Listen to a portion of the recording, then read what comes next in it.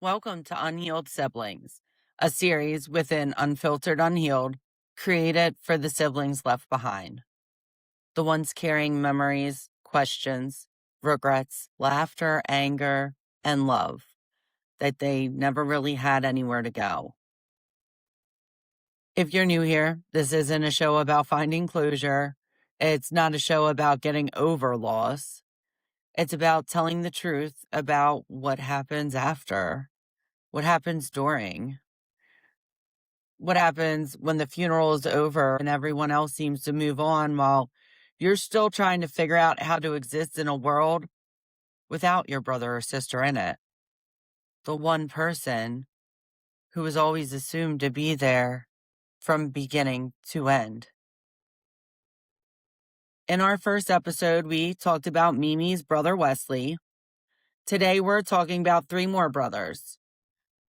Two of Mimi's brothers, as well as my brother. 3 different lives, 3 different stories, 3 overdoses. And if you're listening because you've lost someone to addiction, I want you to know this conversation isn't about statistics, headlines, or politics. It's about people. It's about the siblings who grew up with them, the families who loved them, the phone calls and knocks at the door that changed everything forever. The moments we replay in our heads, the signs we wonder if we missed, the guilt we carry, the anger we don't always know where to put.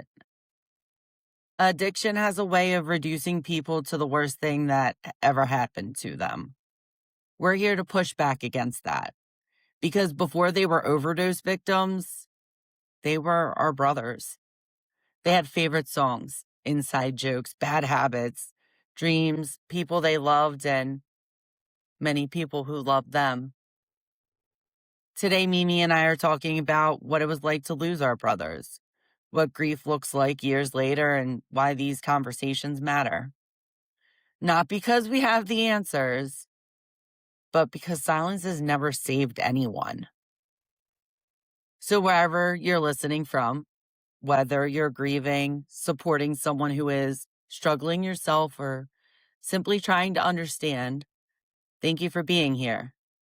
This is Unhealed Siblings. Let's talk about them. Well, tell me about Michael. There's not really much to talk about, Michael. We'll talk about our dead brothers. So it's talk about when he died. I don't know. He came to the house. Yeah, you guys didn't. You told me about you guys growing up. You didn't grow up with him technically. No, he's 19 years older than me. Yeah. He was around. I seen him a lot at my mom's and stuff like that. But he would come every Friday and pick Joey up, and they'd go get his check, go to the library, and clean his car up. Oh, I didn't know. At that point, yeah, that was their thing. Every Friday, the last Friday I seen him, they were actually supposed to go to the library and get Joey his own library card. In the process of also cleaning his car and all that good stuff, he come to the house before he went to work to get his check, and he told Joey, "Well, let me call work to make sure they don't need me to work tonight because the Friday before they needed him to work, and he couldn't because he had Joey with him." Yeah. And he called and he said they needed him to work. I don't know how true that was. So he ended up not taking Joey with him. He went to work, I guess worked.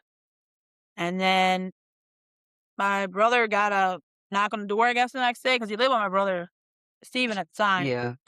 Saying that they found him dead right up the street from my mother's. I was with Joe when my brother Michael died. And my sister came around to the house and knocked on the door, and she's like, "Mommy wants you."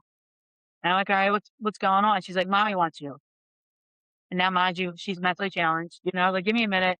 So I yelled and I was like, "I got to go around the house. Something's going on. My mom wants me." But you and Joe haven't been together for long now, right? This was At that point in time, I was pregnant with Joseph. Oh, and Michael died when you were pregnant with Joe. Oh, okay. Sorry. I was 6 months pregnant when he died. Yeah. But on the way around there, I'm like, "What's Mommy want?" "I don't know. Mommy wants you." I was like, "Okay, what's going on?" Because you could tell like something was wrong. Wrong. Yeah. Yeah. "I don't know. Steven called. Mommy wants you." And I'm like, did she know what was going on? I think she did, but I don't think she even quite understood that. Yeah. At that point. Yeah. I don't think she still does to this day. Girl, I'm telling you, I listen to the shit. She might be talking to him now. She's just like, fuck y'all, I ain't telling you all about what I got going on. Right. And I'm like, was something wrong with Steven's kids? Are Steven's kids okay? And she's like, yeah, mommy wants you. So I get to the house, and my neighbor across the street is standing in my house, and my mom's sitting there with a cigarette, and I'm like, what are you doing? Yeah. Why are you smoking a cigarette? And that's when she told me Michael had passed away. They found him dead in a hotel. They had went to Stevens because that's the address he had, Yeah. because he was living with Steven at the time. And Steven called my mom and told my mom. And I'm like, well, where's Steven? Like, how do you just want to call on the phone? Like, Should that's your not ass something, up here to tell us. right? That's not something you tell somebody on the phone. Like, No. your son's gone. Your son passed away. No. You know, like they found him dead in a hotel. Like that's not like you didn't get a phone call. You had the police show up at your door. You could at least have the decency to come and be there with your mother.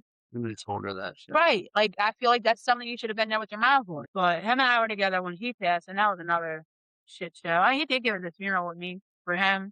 But he had an okay relationship with my brother Michael too. Like he knew him. Yeah. But I was 21 by the time he passed. Was it fentanyl? Was that around then? I Or it was don't just- remember. Yeah. So at the time, my mom actually thought my brother died of a heart attack. That's what my mom thought. So up until my brother Steven died, I thought she was just telling people that. I didn't know that she truly believed that. Because for some reason, I knew he OD'd.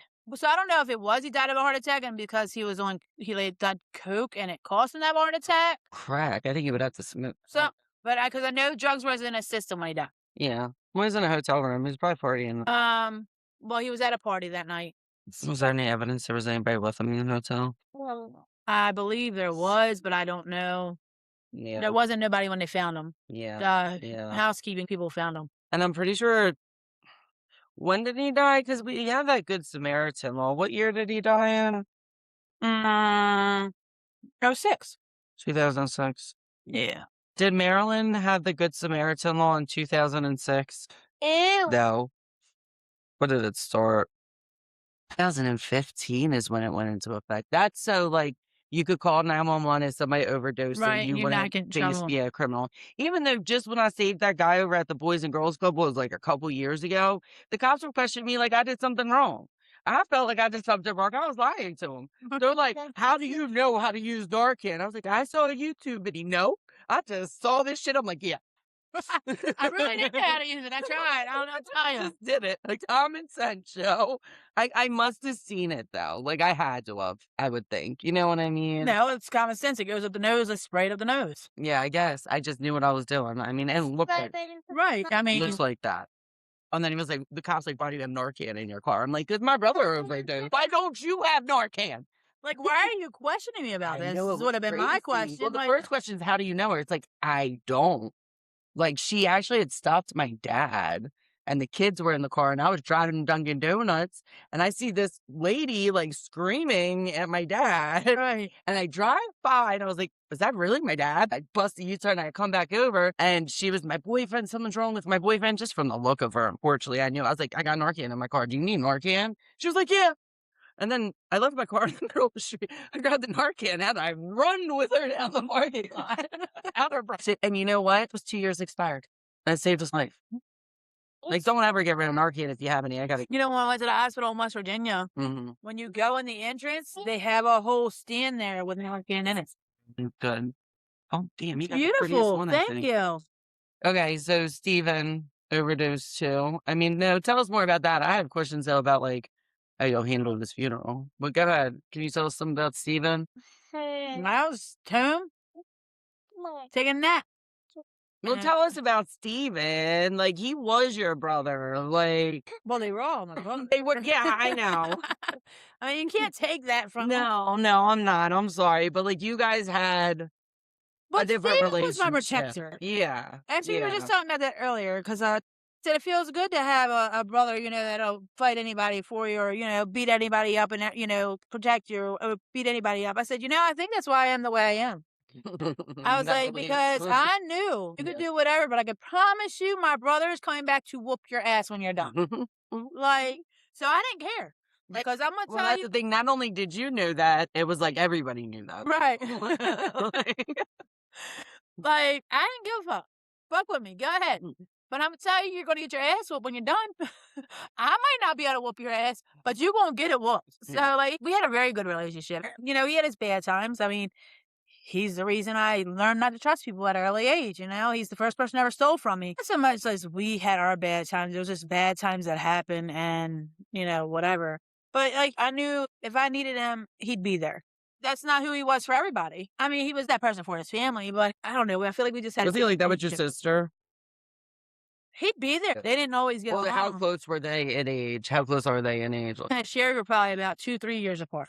Okay. I mean, he still was protective of her. Yeah. Like, you still couldn't mess with her. Like, I mean, he put her through a wall. Well, I was just But wondering, you because, like, how little of the sister were you? You know what I mean? But you were the baby sister. I was the baby. Yeah. Yeah. I mean, like, he fought. Like, he could put her through a wall, but Yeah. you, like, she was in an abusive relationship, and Oh, your sister fought back. this was back when she was straight, and this was a guy, and Yeah, it's wrong. I mean, either way, I mean, you know, she fought back, Yeah. but he was a bigger guy. Like, my brother went after him a couple of times, but the guy would always run from my brother. He'd fight my sister, but he'd run from my brother because, you know, that's how them type of people are. Yes, they are. You know, they say they had a decent relationship. Like I say, they did a lot of fighting, but they got younger. So, like, I Yeah. didn't have that kind of relationship as, like, the physically fighting and all that stuff. Well, That was them. unfortunately, he overdosed like in 2020. We weren't able to have a funeral, and I feel like your brother died a few months after mine. 20, I don't know what year it was. I know, what was it, a few months after my brother? I feel like it was. And We that was died in 2020. September. My brother died in August. Yes, it was 2020. Okay. You guys had a funeral. Yes. Is that because, well, we couldn't have a funeral. Nobody would have let us But Baltimore. So is that because of the funeral home? we had to use a different one that time. Oh, you had to because of COVID? Well, no, we chose to use a different one because my mom was in a panic. It was like we had a certain amount of time that we had to get the money together and get him out of the medical examiner's office before they would just cremate him with everybody else. My mom had called that funeral home that we had used very many times and was like, you know, pretty much, can you pretty much just get his body out? Like, Get him out, put him on layaway. I will pick him up. we'll get the funeral situated and money I'm situated. not going to leave him. Like, clearly we're trying to get him out of this situation so that we can have his funeral. We just had to make sure we got our money together. The funeral home wouldn't. They said, no, you got to have the money up front before we'll pick him up. The funeral home we ended up going with picked him up. I mean, with us guaranteeing that we're going to have the money, picked him up and then let us come in and make the arrangements. So, like, when we went and made the arrangements, he was at the funeral home. Well, Pat, so I guess you always knew that Steven and Michael had problems, though. Like, did it surprise you? So, honestly, it did because, Michael, the only thing I ever knew of him when he'd party, I thought he wasn't doing anything because that's why he was living with my brother Steven getting himself together or whatever. So, yeah, that was a surprise, especially him. And then when Steven passed, he had been clean. He'd been on the program for many years, but other than that, like, he wasn't really doing any hard drugs. Yeah. So when he had passed and then it came back in the autopsy that he had pretty much OD'd, yeah, it was like, I wasn't surprised by it, but my mom was. And I don't know why I wasn't surprised by it. I guess because I was like, okay, this is, you know, he died instantly. I'm sure it was, you know what I'm saying? But I also know he was going through some mental stuff prior. So it was a matter of, did something else actually take him or did he do some kind of drug and die or what was it? So it was like a matter of waiting for that autopsy report to come back to know for sure what happened. Yeah, unfortunately, by the time my brother died, I kind of like already planned his funeral. Went through dozens of overdoses. Like, did your brothers overdose before they died? I don't think so. I don't know about Michael. If Steven had, it was like way earlier on. I went through so much anxiety. But around the time we lived together, that my brother was going to die. So I guess by the time it happened, I was... Well, yeah, I kind of like, I was always at that point with my sister. You kind of just wait for the phone call. Yeah. I was kind of relieved. But, oh my God, it hurt horribly, of course. You know what I mean? Like, it did. I don't want to ever downplay. Like, I love my brother to death and would do almost anything to have him back. My kids always come first, so. But it was kind of a relief because, like, I knew he was really sad. I knew he was really struggling. Right. I mean, you never know how bad it's going to get. Because we got pretty bad there at times. He was stealing from people and shit. But he was doing dumbass criminal shit. Like, he's lucky. Getting away with charges again and again and again. Right, before he died. The last time I saw him, he came to get court closed from my mom's house because it was back in 20 years. Went to court and fucking got off. And then it was crack with fentanyl in it. So it's fentanyl that got him. When I went to go pick up his fucking car from the motel, Brent was going through the car. He said he was going to make sure it was clean before I drove it. Come to find out, he ends up admitting this to me later. He found a pill in my brother's car. And he did it.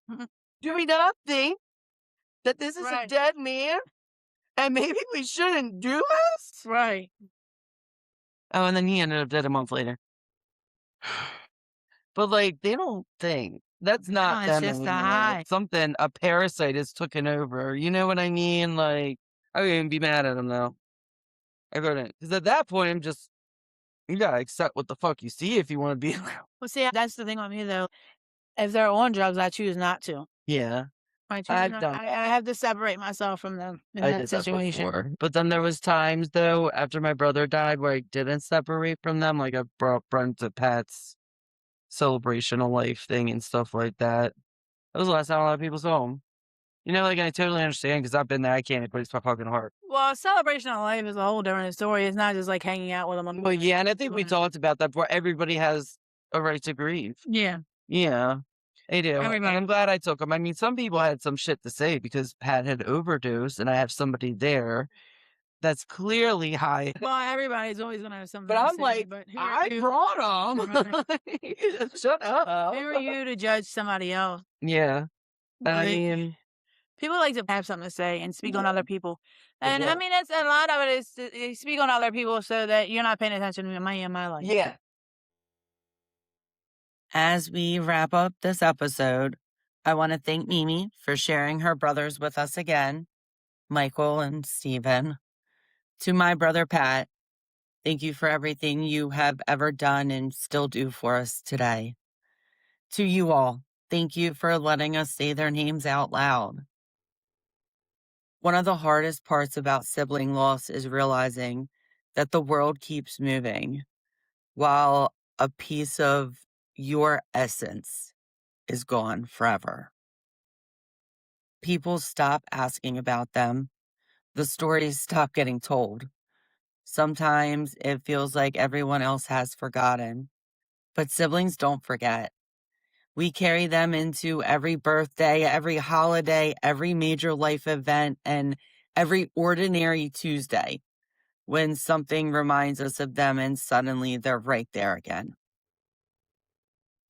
That's why unhealed siblings exist. Not because we're trying to heal perfectly, not because we're trying to find neat endings, but because our brothers and sisters mattered and they still matter. If you've lost a sibling and you've been feeling that quiet pull to talk about them, I hope you'll reach out. You can record your story on your own, write it down, record it together with me, or remain anonymous. There is no right way to participate.